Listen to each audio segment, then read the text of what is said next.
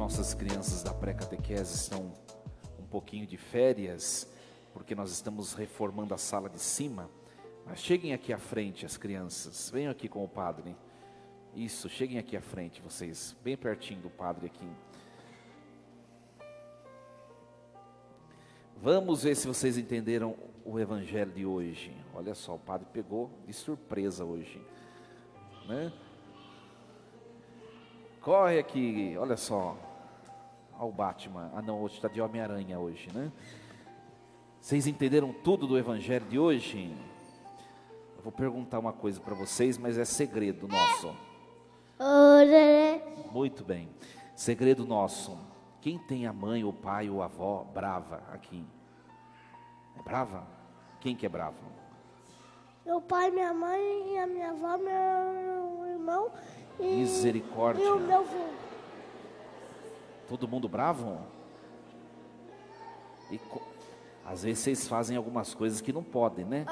O que vocês fazem que não pode, às vezes, que levam bronca? Meu irmão bagunça, ele me arranha, ele me chuta. Seu irmão bagunça? Você não? Não? Ah, Deus está vendo. Quem mais tem a mãe, o pai ou alguém bravo em casa? Não? É boazinha? E por que seu pai é bravo? Ele chama atenção? Quando você faz... É que me bate. Ele bate em você? Isso acontece por quê? Porque a gente faz alguma coisa errada, não é? Não é verdade? É verdade. Você também faz coisa errada? Às vezes. Ah, é? Por quê?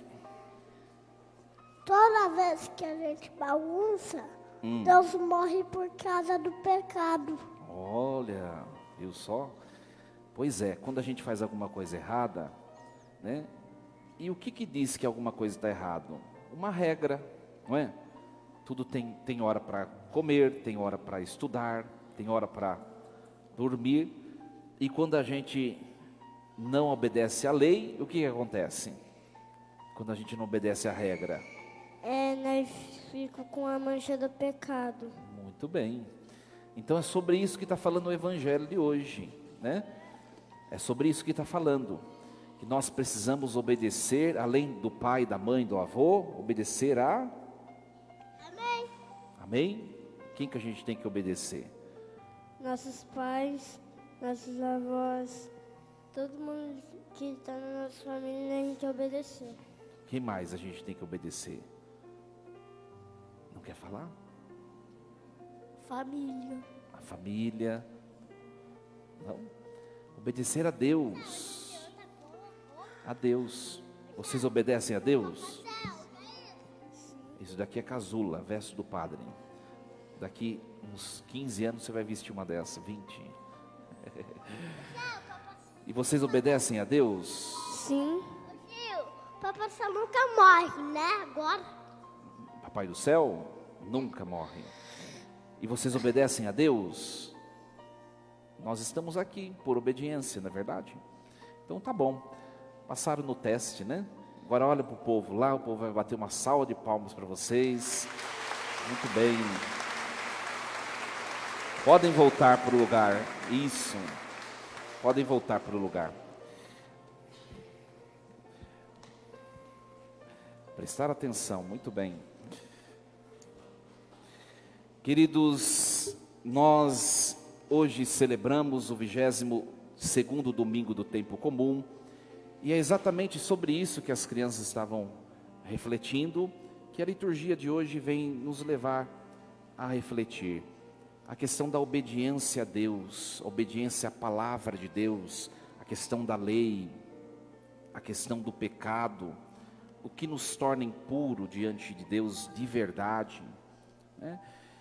Meus queridos, os judeus, nós sabemos que lá no texto do Êxodo e depois todo o Deuteronômio, aliás o Pentateuco todo, que os judeus chamam de Torá, lá nesses 5 livros está toda a lei de Deus do Antigo Testamento, né? Por excelência, Deus entregou a Moisés as 2 tábuas da lei, que tinham quantos mandamentos? 10. E depois dos 10 mandamentos, que nós chamamos de decálogo, tinham muitas outras leis no texto do Pentateuco. Se você pegar a sua Bíblia e ler os 5 primeiros livros, você vai encontrar lá 613 mandamentos, né? 613 mandamentos. 248 são obrigações, são ordens, ou seja, faça, faça, faça. E 365 são proibições, não faça, não faça, não faça. A lei em si, ela não é má. O que aconteceu com o passar do tempo na religião judaica? As pessoas foram pervertendo a lei e começaram a priorizar aquilo que na lei era secundário. Começaram a priorizar o que era secundário, e o que era essencial acabaram por esquecer. E é sobre isso que Jesus vai falar no evangelho de hoje para esses fariseus. Os fariseus na época de Jesus, né, os fariseus eram um grupo. Os judeus tinham vários grupos. Tinham os essênios, os zelotas e outros grupos, dentre eles os fariseus. Eram aquelas pessoas estudantes, né? Aquelas pessoas estudadas na religião, cumpridoras com fidelidade das leis que estavam no Antigo Testamento, nas leis mosaicas. E eles acabaram fazendo isso que eu acabei de dizer, né? O que era secundário, eles tornaram prioridade. E eles eram os pastores do povo. Acabaram levando o povo também a se apegar ao que não era importante. Então, o que acontece? Jesus, quando ele começa a sua vida pública, ele começa fazendo milagres, expulsando demônios, e vai para lá e vai para cá, e se torna muito conhecido, começa a atrair multidões.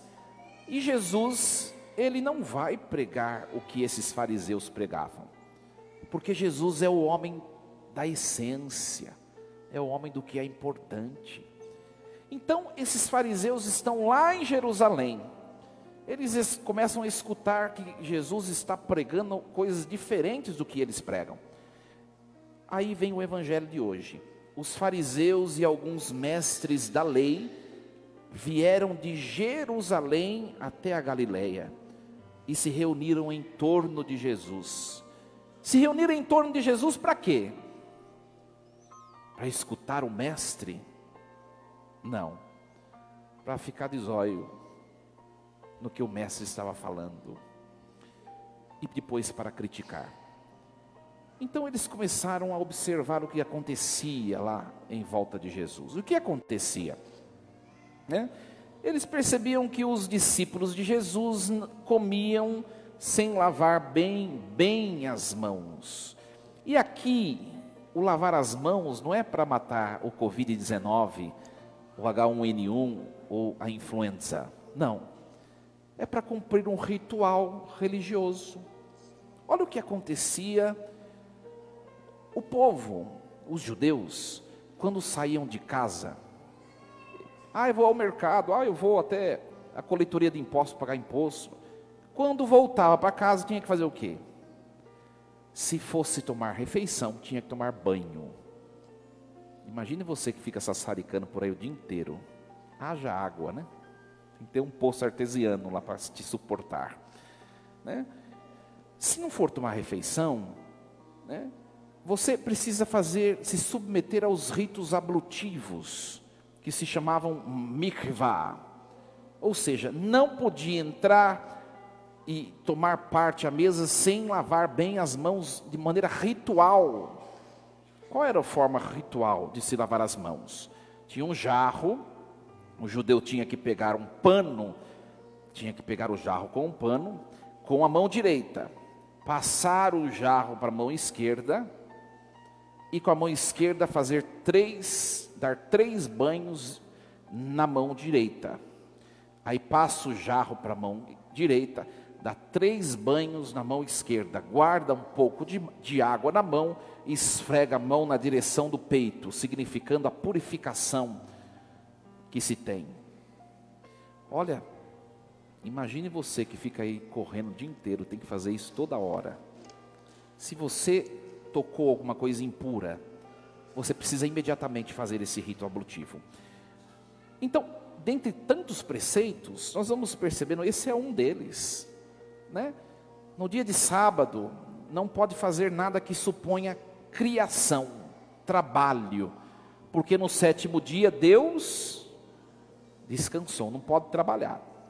Ou seja, não pode criar nada, não pode acender um fósforo para acender uma vela, porque você está criando o fogo. Não pode cortar, né, a batata, a cenoura, a mandioquinha para fazer comida, porque você está criando um prato. Não pode estourar a casca de um amendoim, porque você está exercendo um tipo de trabalho. Não pode arrastar um móvel, porque você está arando, supõe trabalho. Ou seja, a vida dos judeus se tornou infernal, insuportável. E eles vêm criticar Jesus. Seus discípulos estão comendo sem perder 15 minutos lá para fazer os ritos ablutivos. E quando fazia o esfregar da mão, tinha um texto próprio para se rezar, né? E Jesus fala assim, né? Bem profetizou Isaías a vosso respeito, hipócritas, falsos, vocês estão, né, em volta dessa casca religiosa, mas dentro de vocês há uma podridão. E Jesus vai falar o quê? Não são as coisas externas que tornam o homem indigno de Deus, ou impuro, ou em pecado grave, né? Mas é o interior do homem que o torna impuro. E Jesus vai ensinar, as coisas externas, elas não fazem o homem degradar moralmente, mas são as coisas internas que derrubam o ser humano. É muito cabível compararmos com um fruto estragado. Eu já fiz essa comparação, acho que há 2 semanas. Quando você está com uma maçã, uma laranja, que está criando fungo em volta dela, pode ter certeza, a hora que você corta esse fruto, dentro dele já está todo embolorado, né? Jesus está mostrando o quê? O ato de pecado, né? Quando você aparenta um ato de pecado, aquele pecado já foi cometido de maneira muito antecedente na alma daquela pessoa. Primeiro se corrompe o interior, e depois se corrompe o exterior. Então Jesus está falando, cuidado com o externo, vocês estão tão preocupados, né? Quando se chega ao externo, é porque dentro já está tudo tomado, mas tomai cuidado com o que está no interior, e que ninguém vê. É isso que tem que tomar cuidado, porque é do interior do ser humano que saem as más intenções, imoralidades, roubos, assassínios, adultérios, ambições desmedidas, maldades, fraudes, devassidão, inveja, calúnia, falta de juízo, orgulho. É de dentro. Então Jesus está falando, essas leis que vocês criaram, né, que são tradições, são leis humanas, não vem de Deus. Eutálmata do grego, não vem de Deus isso. Vem de vocês. Deus está preocupado com o interior, e o interior está bem, né? Aí ele vai falar essas coisas para mostrar, para a gente tomar cuidado com que essas coisas, elas partem de dentro. Más intenções, né? Dialogmos, ou seja, maquinações. Ninguém vê o que estamos pensando, mas pode ser que estejamos pensando coisas más e planejando coisas más, né? Imoralidades, aqui está, essa palavra não é muito bem traduzida, no grego é porneia, são práticas sexuais ilícitas, né? E tantas são elas, que nós podíamos falar um monte, sai de dentro do coração e não do externo.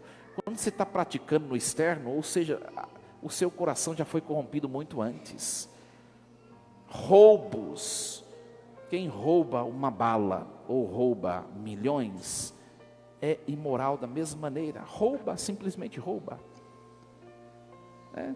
Assassínios, ou seja, não somente o homicídio, tirar a vida biológica, mas quantas vezes nós também matamos o outro com o nosso falar, a nossa agressividade, impaciência, tudo isso está aqui, né? Adultérios, seja na prática ou seja no olhar, mostram um coração já carcomido pelo pecado. Ambições desmedidas, pleonexia do grego, que é avareza. Você deixa de lado as dimensões principais da sua vida, da sua família, a igreja, o rezar, os seus amigos, porque você só está olhando dinheiro, dinheiro, dinheiro, dinheiro, parece que tudo é dinheiro, dinheiro, dinheiro.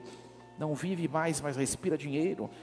Ambição, maldades, fraudes. Olha, este pecado, pouco confessado. Aí você vai num banco, né? Ou você vai na fila do INSS, você vê a sua amiga que está com um bebê de colo lá, sendo atendida. A hora que ela sai, você fala para ela, empresta um pouquinho a criança para mim. Fraude, dolos, desonestidade. Consegue perceber que é uma coisa pequena, mas que manifesta na prática uma alma que não é justa. Devassidão, inveja. Olha, minha gente, o pecado da inveja é o pecado menos confessado. As pessoas vêm diante do confessionário e confessam muitos pecados que são desinentes da luxúria, da questão sexual. Mas a inveja foi o pecado que destronou Lúcifer, a maior de todas as criaturas. Olha o perigo que é esse pecado. Se o pecado da inveja destruiu, decaiu, fez decair os anjos, imagine eu e você, que somos pó, e não confessa. E a pessoa fala, eu não tenho inveja não. Imagina, sabe um sintoma de inveja? E às vezes a gente não percebe que é o pecado da inveja. Sintoma da inveja: ingratidão.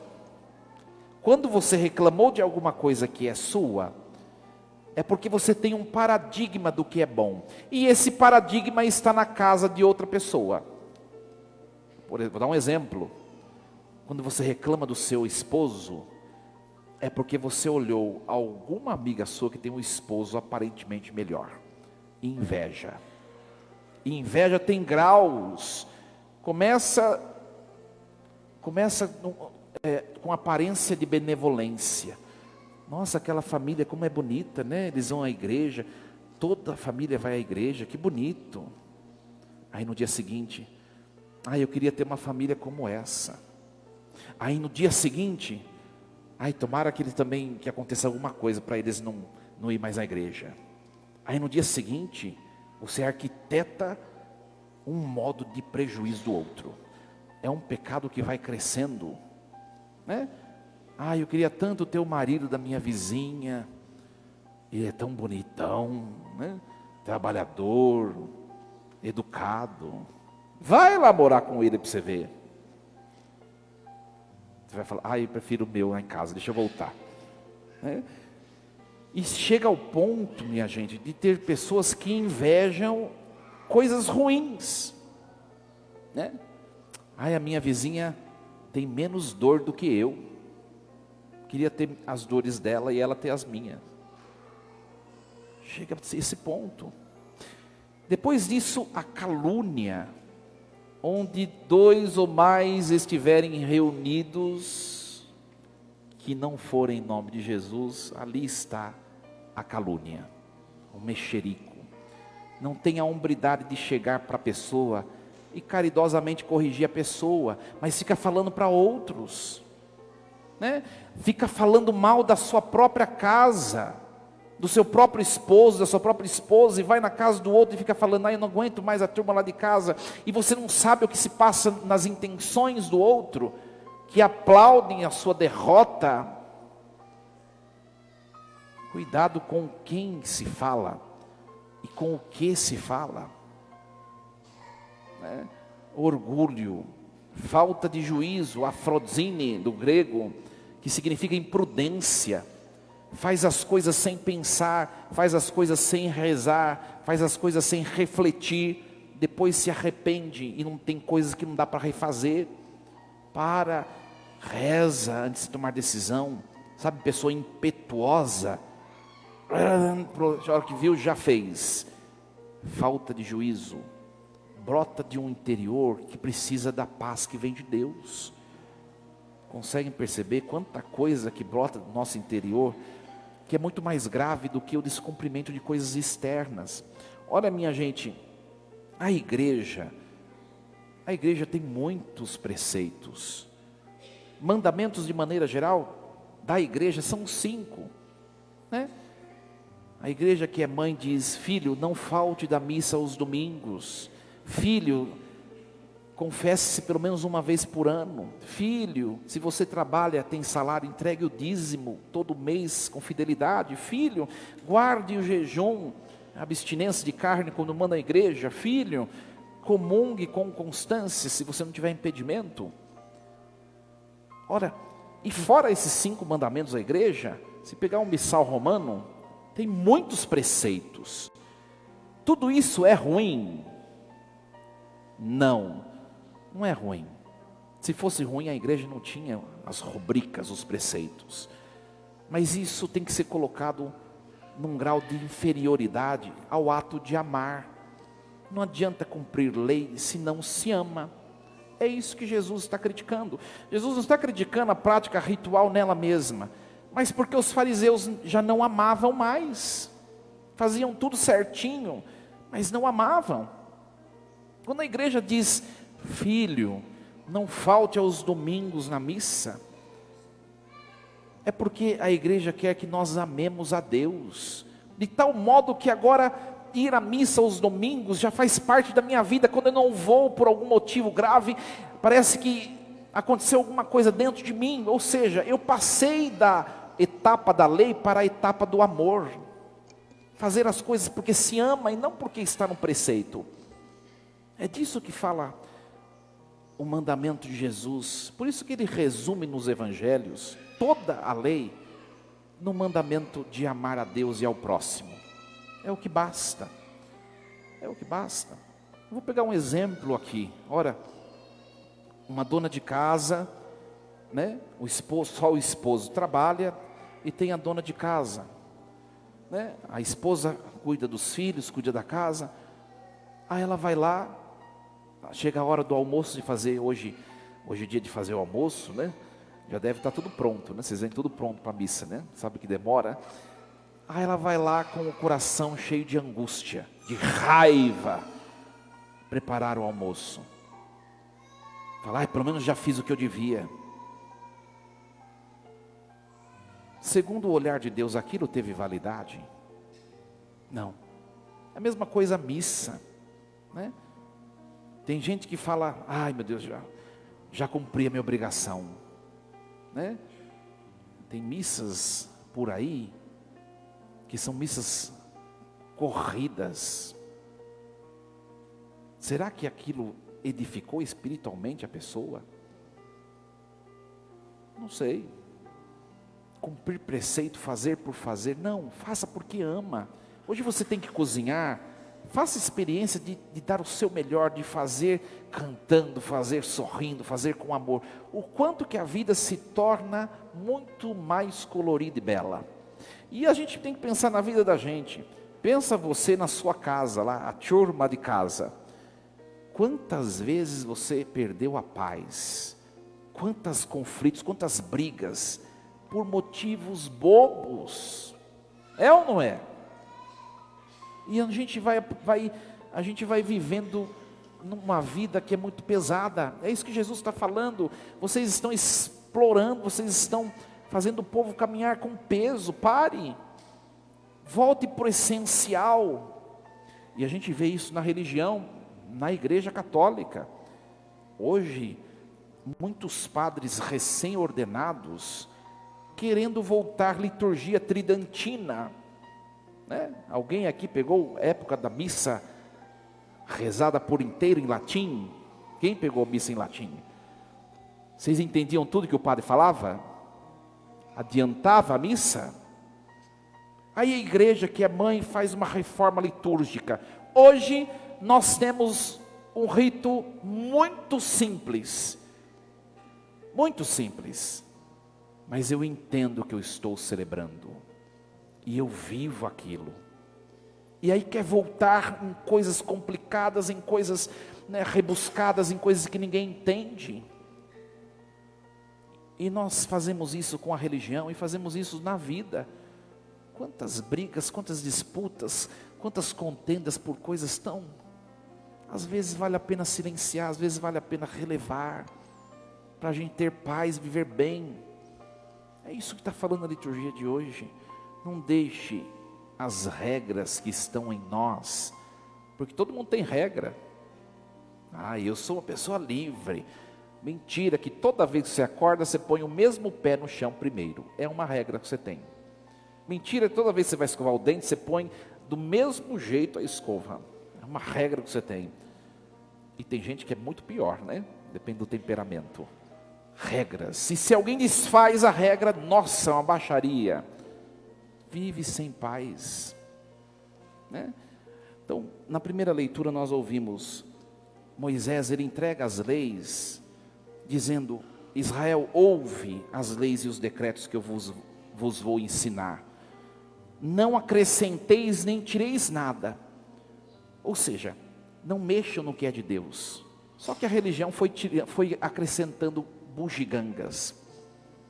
E aí vem a segunda leitura de hoje, que é São Tiago nos falando. Prestem bem atenção, irmãos, bem amados. Todo dom precioso e toda dádiva que é perfeita, vem de onde? Do alto. Tiago está falando o quê? Você quer viver a perfeição? É só de Deus que vem a perfeição. Se você está buscando um marido perfeito, uma esposa perfeita, um padre perfeito, uma igreja perfeita, uma comunidade perfeita, um emprego perfeito, você vai ficar procurando e vai até cansar. Porque a perfeição só vem de Deus. Então, Tiago está falando o quê? Só vem de Deus o que é perfeito. Ele é o Pai das luzes. Recebei com humildade essa palavra em vós e praticai-a, né? Sede praticantes dessa palavra de liberdade, não meros ouvintes. Que a palavra de hoje nos tenha ajudado e que nós sejamos pessoas mais leves, mais relevantes, pessoas com mais paz no coração. Assim seja. Amém. Um instante de silêncio. Pensemos um pouquinho nessa questão da liberdade, da leveza. Como temos vivido a nossa vida interior.